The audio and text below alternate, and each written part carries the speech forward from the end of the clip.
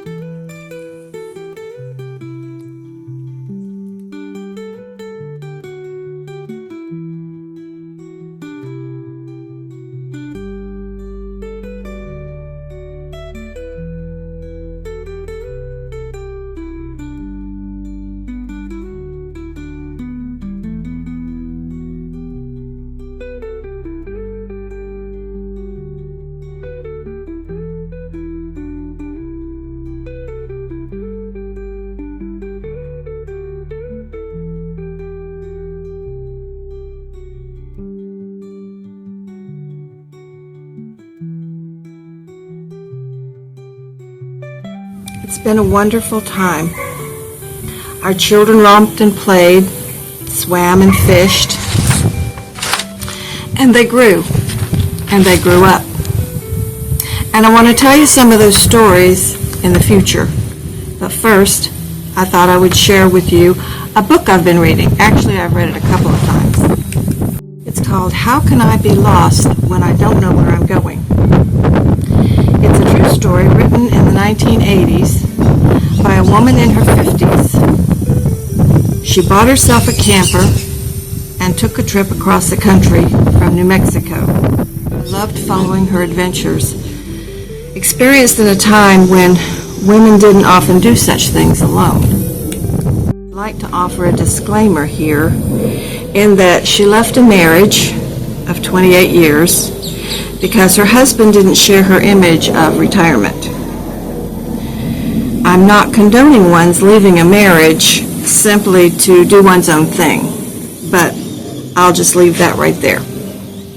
I would love to share her adventures with you and revisit them myself one more time. So here goes.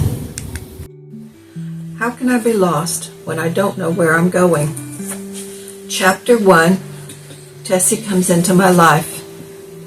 On August 1st, 1988, my older son Scott's 13th birthday, I left the small town of Las Cruces, New Mexico, and headed north.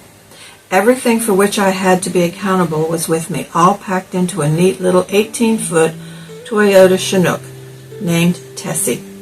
I had never been camping, had no idea of how it would be, but I knew this seemed the best way for my big black dog Ink and me to travel and do a trip. It developed into more of an adventure than I had ever imagined.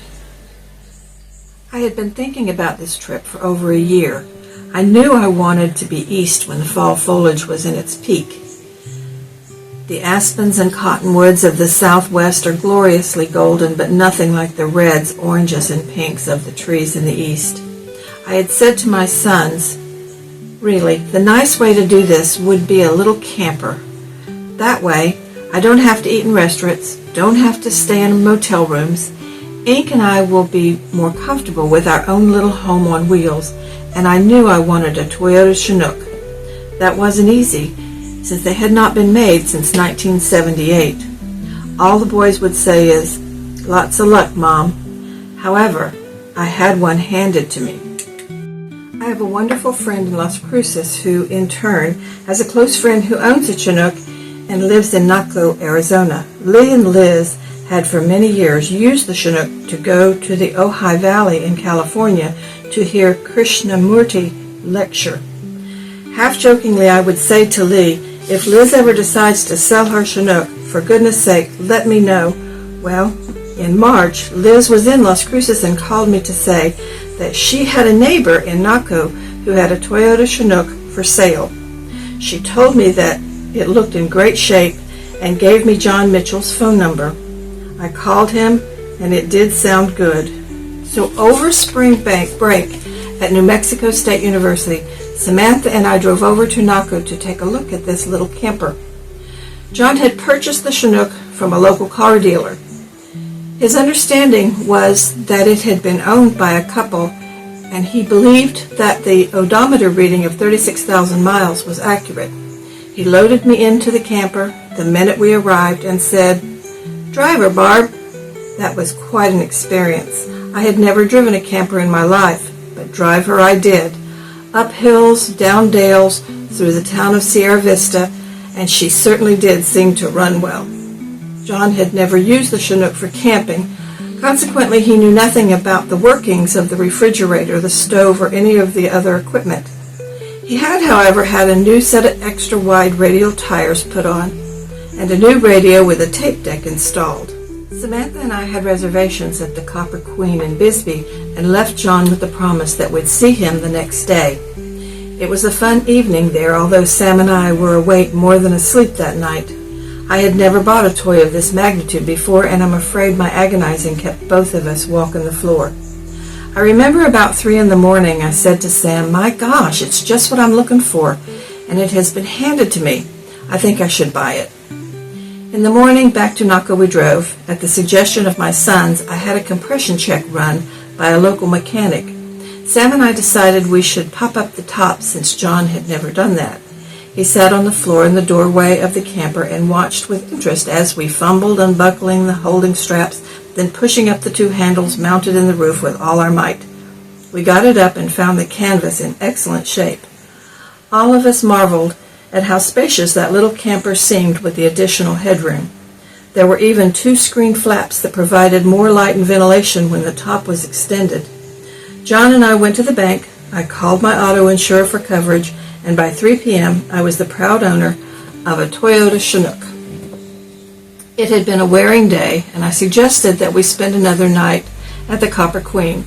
Sam and I both slept soundly the second night, and in the morning caravanned back to Las Cruces, Sam driving my car and I driving the Chinook, whom we named Tessie Toyota. The trip home was uneventful except for the Mexican oranges and grapefruit John had given us rolling around in the back of the camper. The camper felt steady, though big, on the interstate and purred along. We were in Las Cruces before dark. I parked Tessie on the north side of the house next to the garage, and there she was. My means for making this journey, in spite of the fact that I had no idea of what made her tick, nor did I have time to fret about it. In that spring semester of 1988, I was carrying 18 units of upper-level work at New Mexico State University, and so it went. The second semester ended the first week of May. In the meantime, I had read of an interim art and architecture session going to Italy for 10 days. Knowing full well that I really had enough to do, I checked into the session. It sounded perfect. Only 7 students and tours of Rome, Pompeii, Oviedo, and Florence. One should not pass up small pleasures when they present themselves. The opportunities may not come around again. I was off to Italy on my younger son's birthday, May 9. I arrived home from Italy on May 25th after 48 hours in transit. That's another story, however. Enough to say here that my camera was stolen from my luggage somewhere between Rome and Dallas. Luckily, I had all my exposed film with me. However, it hurt to find that my beloved Olympus OM2 system was gone. Mark had a business trip to Phoenix, and he and his best pal Jeff arrived on the 27th about 3 p.m. We all had dinner, then the fellows loaded up in the Chinook for a shakedown trip to Gila. I knew Mark was anxious to see my toy named Tessie, and I was happy to have his assessment. After the boys left, I got some rest. Jet lag plus a heavy cold I had picked up in Italy were taking their toll. Ink was slowly forgiving me for having left her to celebrate her birthday alone. She and Mark have the same birthday, May 9. We snuggled up on the bed, and I assured her she would be with me on the next journey. Mark and Jeff returned from Gila on Sunday with the assurance that Tessie was one fine machine and would take me wherever I wanted to go. It was when we were sitting out on the patio having our coffee on Memorial Day that Mark said, "Gosh, Mom, you are an uncommon woman."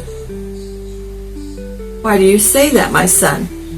"I don't have any friends with a mom that wants to take off in a camper like you." I recognize that our culture is very gender specific. Women aren't supposed to head out on their own. I could only point out to him that were it his father planning a trip in a camper, no one would think a thing about it. Oh yes, I was being inundated with warnings. You must carry a gun. You can't do that all alone. What if you break down? All those constraints of fear. One of the hardest jobs in life is to be who you are. It's a right you must constantly fight for, and especially if you're a woman wanting to do something our culture has defined as male. You're going against the whole acculturation system. We women are the ones who defer, who play roles that are not really us, who always wonder if we have the right to seek our bliss. Most of the time, if we listen to anything other than our own inner voice, we're told that no, indeed, you can't do that. Those voices of constraint tend to hold us in the status quo, and the status quo can be very comfortable when compared to the unknown. Is it fear of the unknown that constrains so many people? I don't know. I only know I wanted to make this trip, that it felt right to me. I just kept plugging away. As Wayne Dyer so succinctly states in Pulling Your Own Strings, it takes a great deal of self-confidence for people to consult their internal resources to determine what they want to do. How true. And I would add that by hanging in there, by following your own inner voice, and doing what you know you want to do, you'll gain an insight into your own unique self you can gain in no other way. Perhaps this determination to do my own thing came more easily because 3 years before I had made the most agonizing decision of my life. I walked away from a 28-year marriage. My husband had only one goal in life, so far as I can determine. It was to retire at 50, which he did. He left an excellent engineering job. I left my sons, and we moved from Orange County, California to Las Cruces, New Mexico. Unfortunately, we had never sat down and discussed what retirement meant to each of us. I was ready to run and jump, laugh and sing. He was ready to sit and drink in front of the television set. Not much commonality there. Inside I was shrieking, "Is this all there is?" I was disintegrating, and I knew it. After 4 years of retirement, I walked.